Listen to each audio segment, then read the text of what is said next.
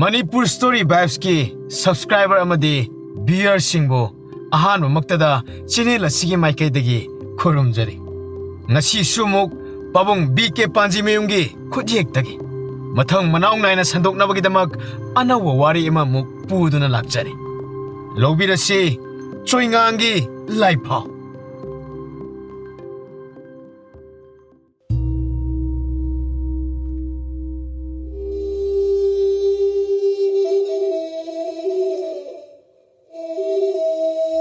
Matam kuirabagi mamangi warin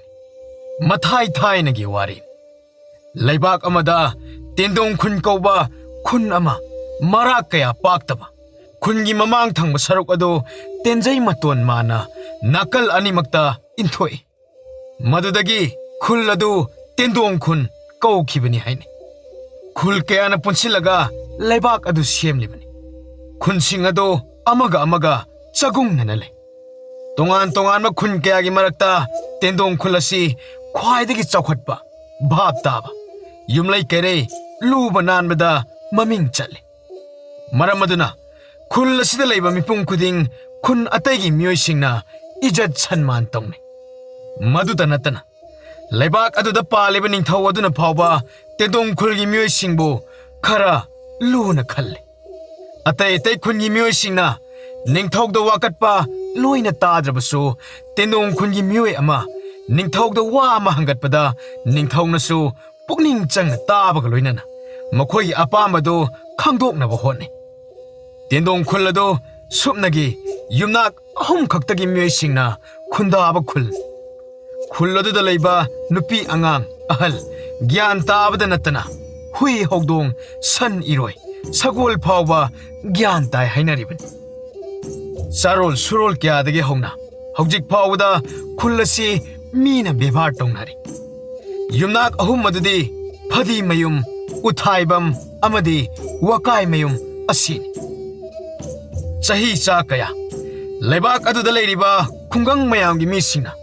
tendong khungi praja singbu thoidokna awangba thakta thamduna laklibani tendong khun aduda lairaba leite haibe ayamba Chakhatpa wata padaba anamana oi adu imung amakhakti miyamdagi khara sothaba laitaba haibadu oi madugi maram haibu mi masing yambanani masa tarani thoipoi nupi tarama thoi nupa amani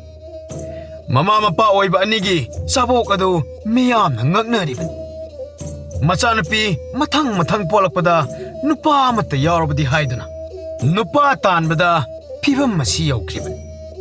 masana pising ado loina masak mata wate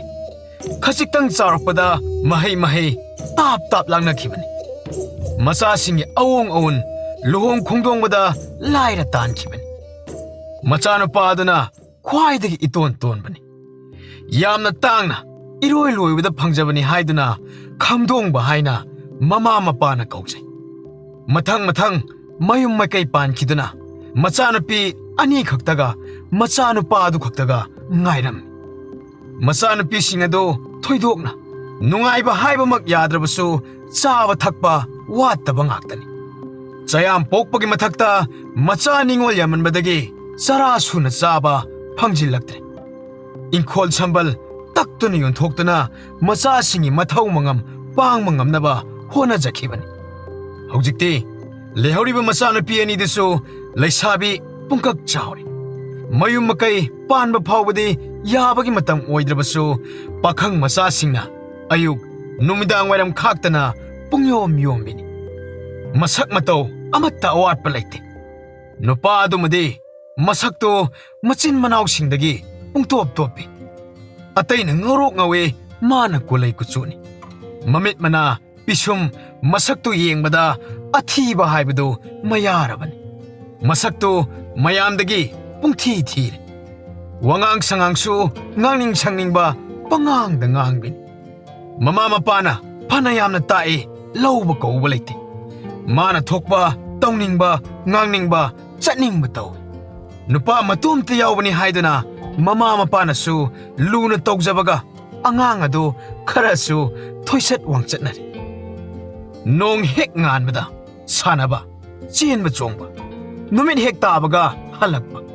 mama mapa na di nong mata phu ba chai ba tawti lairi ba machi ani du na di nungti gi phu da ba yawti phuna pakhum tamakhum khun gi angang mayam marakta sanamina bada mathong hukte haiduna makhoi gi kanglup ta yaholoi mayam sing aduna inthok na bada yawda ba su kongai khamdong ba khun gi mi pumbana sega kaina khangbini mathong chade pangang da ngangi mawa loba yade haina mayam dagi pungtop top na lay mamanaba mayam leibung phambada sanabungda mahai tamphamda wari sanabada khangi khangde mana thokpa awoi bagum pangang da ngangi khamdong ba lakpada mamanaba singna haugat na duna mana thokpa taningde haina de haiduna pangchat ta chanaki mayamna mabu hek laklaba phuk haugatuna chanaba aduda maso mana thokpa ama nganglaga leho mana ngangba du taraga saunaba su yauriban migi makhoi sikpa wa ngaktani mana ngangliba mabu khara luna chana tawwa mamanaba singdadi thoina ngangba sakpa tawde mayumda mamana thongba enjang adu hauktaba numit yaurabasu haukte khote amatta haide mana haibu ngasidi aikhoi imase hawanba haitre maduda amuk mamana khara sauna hek chai hayengdi soidana haugani aina khangi waduda mamana mathangi numitadi haungnabagidamag kanno hone hawu numitasu hekta hairakani aina haidra hayengdi hauni haina amukasu nuksa kanna sabada sakreda prok chai haina machina harakpada khamdong mana khudakta harakpani hayengdi nong haithani sabar yengi haiduna mana thokpa migi mayokta wa ngangbagi haina bile haibaga tawbaga nong hekta haithare sansen mada mamana basinga punna laiminaba phangde mana khara laptakna phami mamana basingna wari sabado mana mana thangatuna tanaba hone Itaw! Noy sandabu masina matek wane. Kayda udu no. Why na ba datik po alam ganida? Nati ni itaw. Moy bana uyung na puda masida tek panine. Asipaw khangde. Adudi, tawan hoigi san mamay adudi. Karan na talino. Eh, adudi lamang da huy na tatkibani kayno. asumna khamdong mana haibasi mamana basingna magi wadu lawdrabasu achumbadi marak ta yawbasu yawribani yum yawrai mayungi masina haini ꯑꯩꯈꯣꯏꯒꯤ ꯃꯅꯤꯡꯗ ꯍꯧꯔꯤꯕ ꯍꯩꯅꯧꯁꯤꯗ ꯐꯖꯔꯕ ꯃꯨꯟꯗꯧꯔꯕ ꯑꯃ ꯄꯥꯜꯂꯤ ꯑꯁꯤꯃꯗꯤ ꯏꯆꯦꯅ ꯍꯌꯦꯡ ꯍꯦꯛꯂꯒ ꯆꯥꯔꯁꯤ Iche, adugi hainawdudi hayeng kasu palamaroi. ꯍꯥꯏ ꯅꯪꯅ ꯀꯔꯤ ꯈꯪꯉꯦ haibaga tawbaga haino udu palamdre machi ani na khamdong mada tainare ꯅꯪꯅ ꯍꯦꯛꯂꯒ ꯁꯣꯏꯗꯅ ꯆꯥꯊꯣꯛꯂꯝꯂꯅꯤ ꯑꯗꯨꯅ ꯅꯪꯅ ꯅꯆꯤꯟꯗꯨꯅ ꯍꯥꯟꯅ ꯄꯥꯜꯂꯝꯂꯔꯣꯏ ꯍꯥꯏꯔꯤꯕꯅꯦꯕ ꯃꯁꯤꯒꯤ ꯑꯉꯥꯡꯁꯦ ꯃꯆꯤꯟꯁꯨ ꯌꯥꯎꯏ ꯑꯣꯏꯗꯕꯁꯨ ꯉꯥꯡꯏ ꯃꯁꯤ Ish, puling pujongna. Aidara na dushe. Nukoisu na nina. Puru no kuto. Noi hayeng kiam chom pongkalakiyong. asumna khamdong mana haikiba pose machi ani do makhuttu phana chawna pongkhale khamdong mana haiba do chumna male khalle machi ani do amuksu nong hek ngan baga mamanaba khara yamna punma maphamda hekta chatki mamanaba singna ma lakani haiduna laithokna bo honari Tu, may chungang si lagle. Chummi khangde lali khangde, mana thokpa chungang pangang da ngang bane. Itaw sa, masigi chungang asida, magi maming asa. Khamdong ba kauragumsi. Chungang kaurasi itaw. Ai, Chungang, nang kadai chale. Khangli Chungang na. Chungang nang mapindri berna. madudagi mi matana mawanda khamdong ba haina kauraktre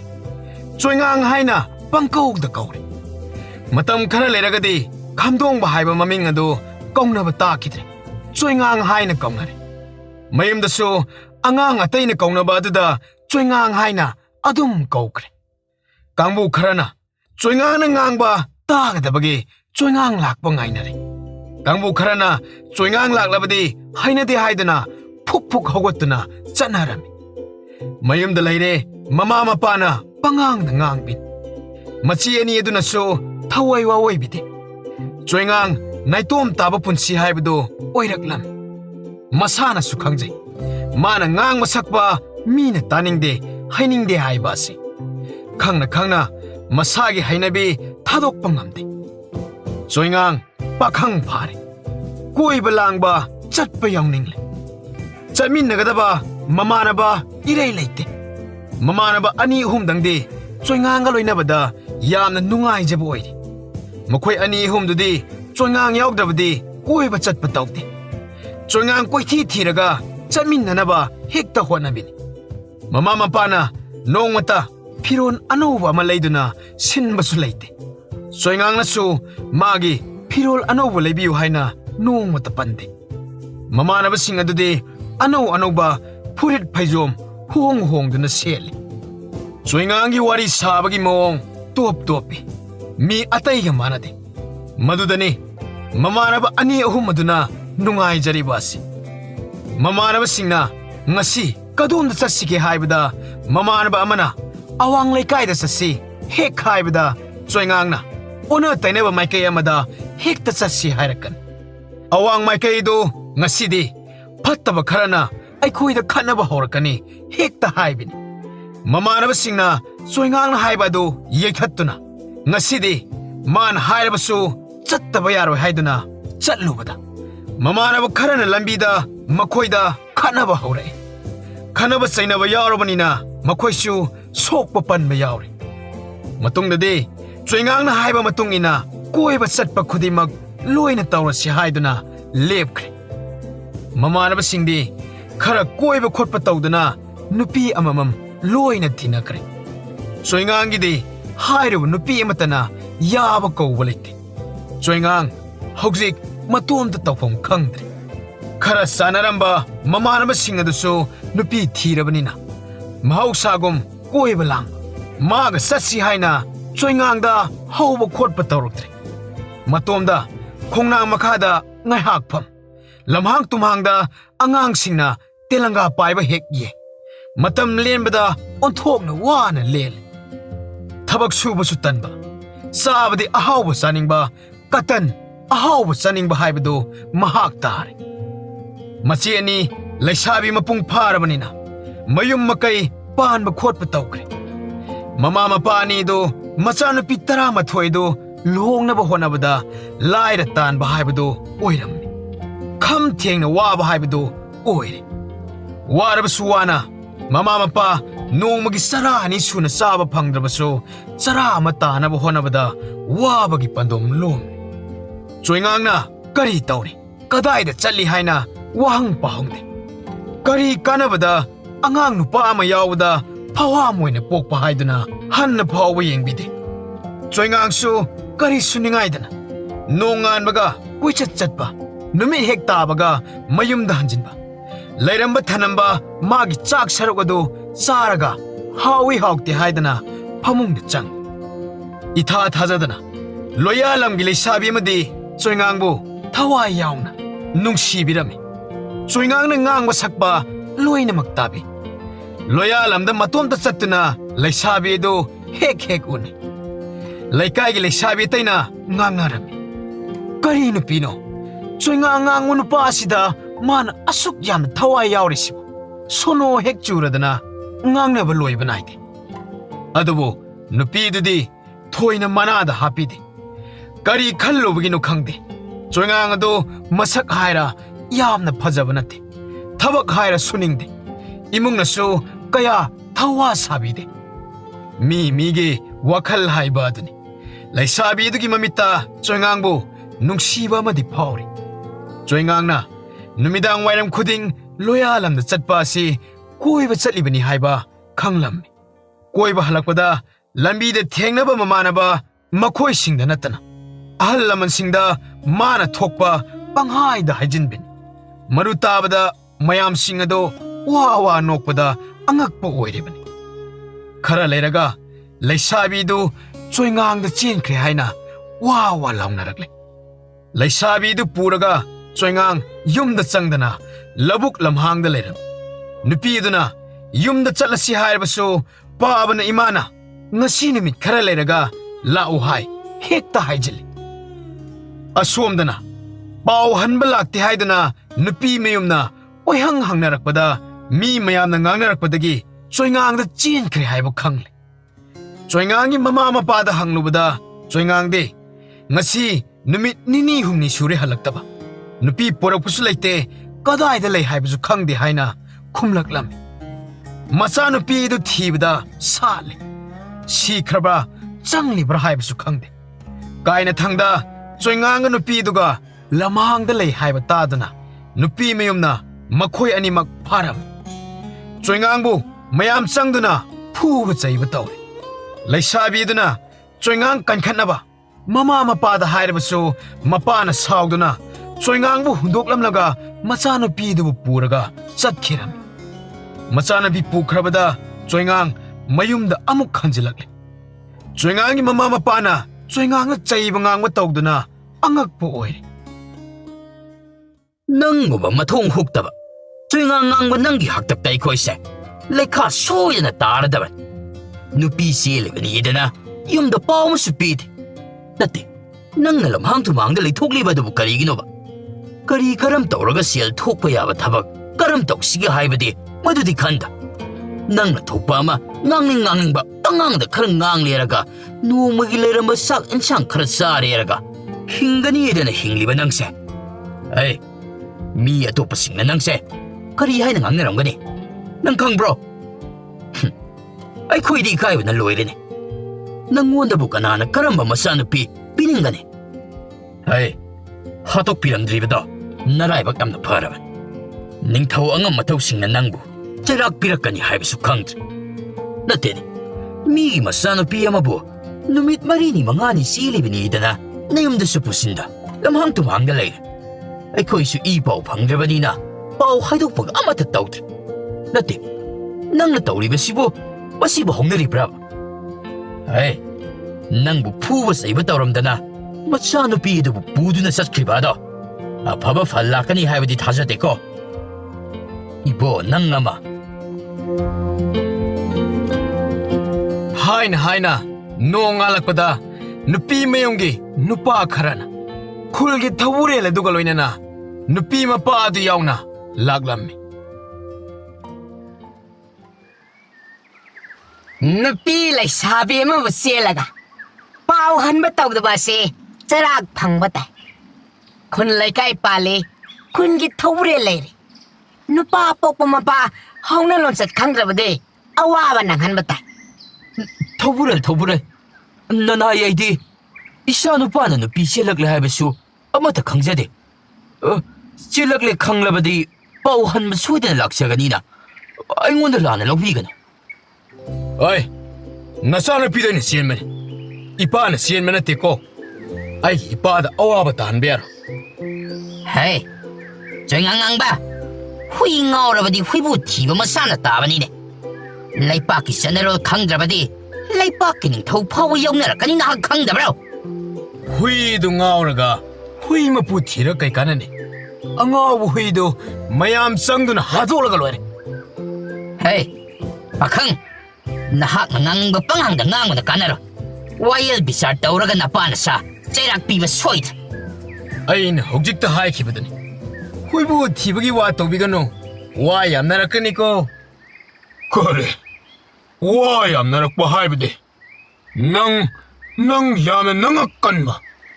mathong naidaba machani na